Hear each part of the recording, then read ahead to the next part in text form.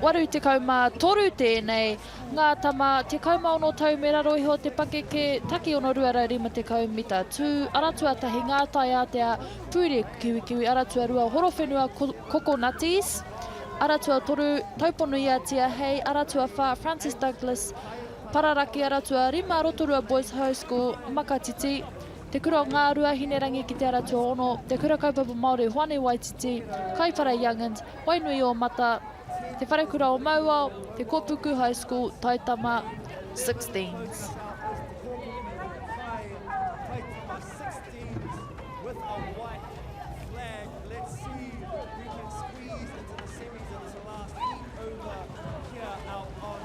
Kua tū te haki mai te whānau, me te haki whero, whiringa whānui tua whitu, ngā whiringa whānui e whitu. Tōna whitu te kauma whitu ngā kapa, te kauma ono tau, me raro iho te pake ki tēnei tau. Just a little bit back, lane 7, 8, Ruamata possibly, and lane...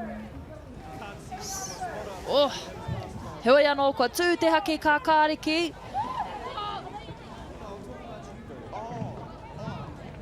Ara tua tahi te whare kura o... Oh, kei te tuki ngā waka.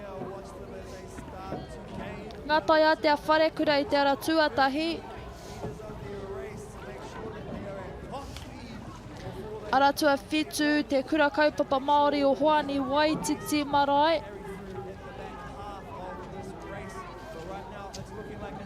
Lane 1 and lane 7, ngā tai a te kura kaupapa Māori Hoane Waititi. Aratua rima Rotorua Boys High School hoki e paka ngāna me te aratua ngāhuru. Te whare kura o Mauao. Tai hoa ka ki te kōwai ka hua, kōwai ka tohu, koi ka puta te ihu. Ko te aratua whitu, ko te aratua tahi. Taku mōhio. Ko te aratua whitu pea. Te kura kaupapa Māori o Hoane Waititi marae tuarua ko ngā tai a te a wharekura. Miharo katoa, te katoa o ngā tāne, ngā tama i tēnei whiringa whānui tua whitu.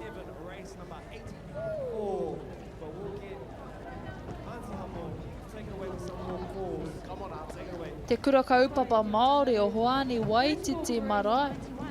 Rātou ka whai tūranga i te whiringa whaiti, i te wahanga te ihu. Ka nui te mihi ki a rātou, o tira o rātou kaiakoa nō hoki. Anei te tōwaitanga e te whānau. Best start in lane 1, first out of the blocks. Had a bit of a tuki ngā waka. Lane 1 leading most of the way. Lane 7 just had a little bit, just a little bit on lane 1. Nei rātou.